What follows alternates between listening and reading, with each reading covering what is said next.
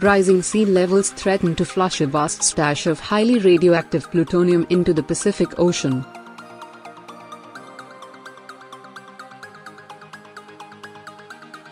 But that's not the only toxic fallout from a legacy of nuclear tests. Video, ABC. At first glance it could be mistaken for any picture-perfect group of holiday islands.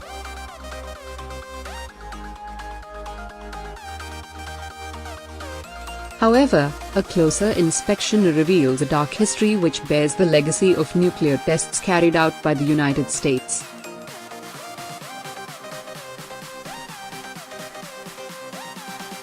Now rising sea levels and climate change threaten to unleash highly radioactive plutonium into the Pacific Ocean in a nightmare scenario for those who live in the Marshall Islands, where dozens of nuclear blasts took place in the 1940s.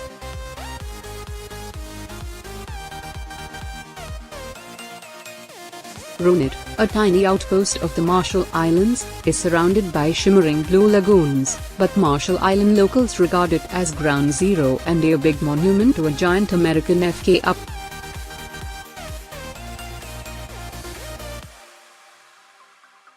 A massive concrete dome stands beside a giant bomb crater containing tons of nuclear waste, including about 400 lumps of plutonium.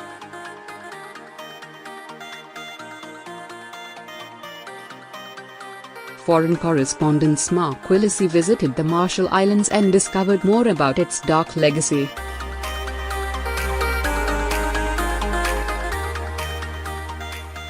Some 23 atomic bomb tests were carried out on the Bikini Atoll, and at least 40 more were done at Eniwetok Atoll, which includes Runit, and other Marshall's atolls in the 1940s and 1950s.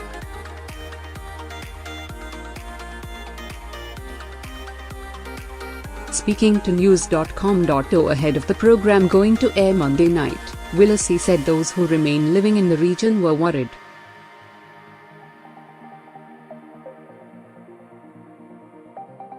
The reporter said visiting Runit was eerie, and it was at first hard to believe toxic material lay underneath an island with an azure lagoon and green scrub.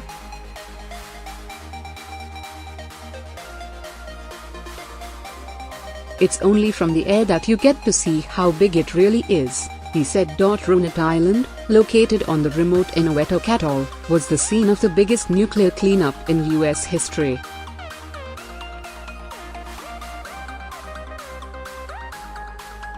Willesee said rising sea levels meant water has begun to penetrate the dome containing the toxic waste, with radioactive material leaking out.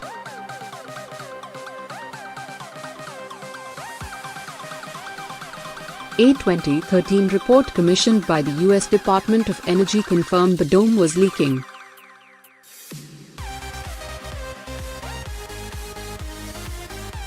While the U.S. paid for the cleanup, Willesee said initial plans to lining the bottom of the dome with concrete didn't go ahead, and the soil was permeable, which meant seawater gets on side.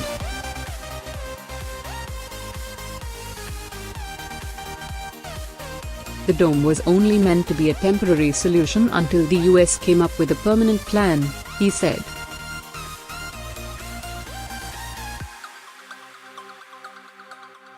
Instead, it was a shoddy cost-cutting exercise. Despite a $2.3 billion compensation award, only $4 million has been paid out.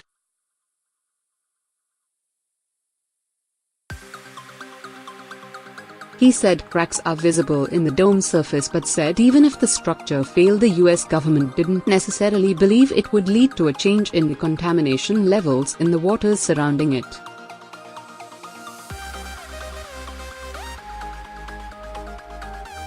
Residents on Eniwetok Atoll fear they will have to move if the dome collapses completely, and warn a leak would not only be devastating for them but would cause a toxic nightmare for the whole Pacific.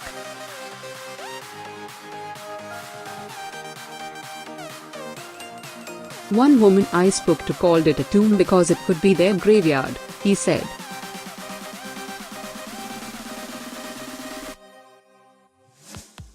Willesee, who has covered the devastation of the 2011 Japanese tsunami and Fukushima disaster, said there were differences in how the Asian nation and the US dealt with the radiation cleanup.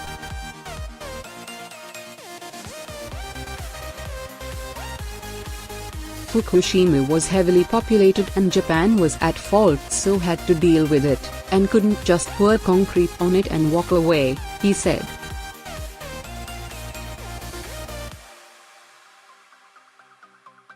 He said the Marshall Islands had a handful of villages in comparison and was much more remote.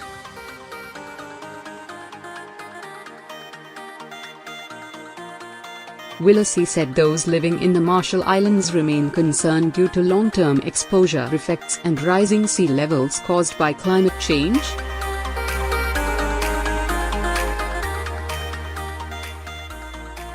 Sea levels will have a lot more impact than just high-end real estate being flooded, he said.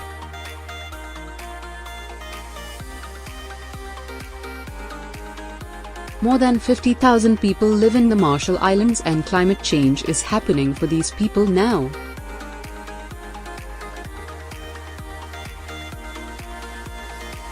Marshallese community leader Ralston Kellen told Willacy the dome was the connection between the nuclear age and the climate change age.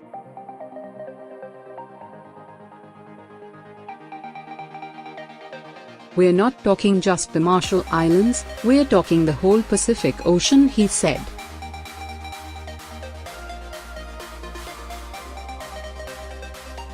Nuclear disarmament campaigner John Hallam said the Marshall Islands were a U.S. trust territory on which the U.S. carried out their largest ever nuclear test, the Castle Bravo test, of 15 megaton yield, on March 1, 1954.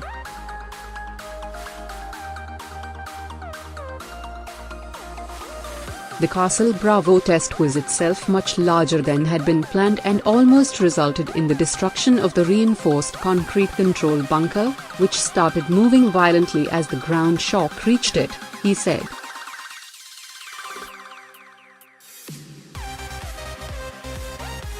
It also resulted in massive fallout, some of which is underneath that concrete dome.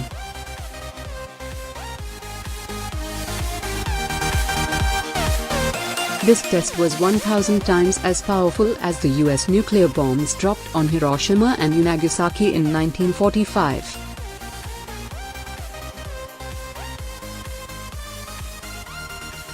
Mr. Hallam said photos of the dome showed a pool of water directly under it, and it came so no surprise that it's leaking.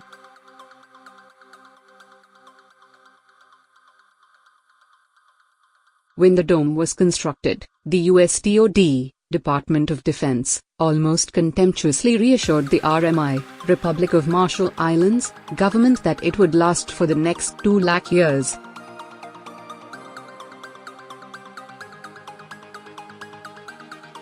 "This is of course nonsense, and it's now breaking apart," he said. The Marshall Islands story is part of the wider one of nuclear testing in the Pacific, carried out by the US, France, and the UK.